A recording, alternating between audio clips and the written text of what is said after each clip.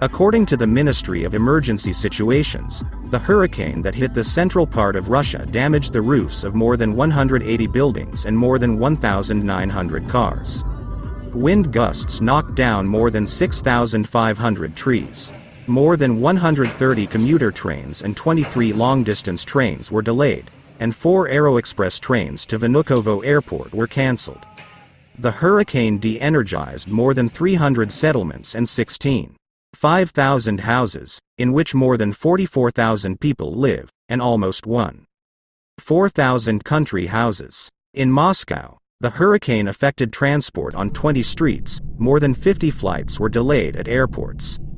The hurricane knocked down about 3,500 trees and damaged the roofs of more than 140 high-rise buildings and office buildings, more than 1,500 cars.